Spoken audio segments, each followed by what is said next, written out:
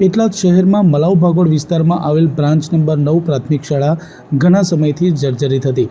તેને તોડીને નવી બનાવવાની કામગીરી હાથ ધરવામાં આવી છે, જેનું ખાતમુહૂર્ત રાજ્યકક્ષાના મંત્રી કમલેશભાઈ પટેલની ઉપસ્થિતિમાં કરવામાં આવ્યું. શાળાના આચાર્ય નિકુંજ વાઘેલાએ મંત્રીનું પુષ્પગુચ્છ આપી સન્માન કર્યું હતું. 1 કરોડથી વધુના ખર્ચે આ વિસ્તારમાં નવી શાળા બનશે અને વિદ્યાર્થીઓને અદ્યતન સુવિધા સજ્જ શાળાનું નવીન મકાન બનશે. આ સમયે ઉપસ્થિત રાજ્યકક્ષાના મંત્રીએ જણાવ્યું કે સંસ્કાર વગરનું શિક્ષણ નકામું છે, એટલે આપણે બધા સંસ્કાર સાથેના શિક્ષણના સહભાગી બનીએ. સાથે તેમણે ઉમેર્યું કે આ સરસ્વતીનું ધામ છે, માતાનું મંદિર છે, તેના કામમાં કોઈ કચાશ ન રહે તેનું ખાસ ધ્યાન રાખવા સ્થાનિકોને અપીલ કરી હતી. આ કાર્યક્રમમાં જિલ્લા પંચાયતના પ્રમુખ હસમુખ પટેલ, સુનિલભાઈ સોલંકી સહિત સ્થાનિક આગેવાનો અને અધિકારીઓ ઉપસ્થિત રહ્યા હતા.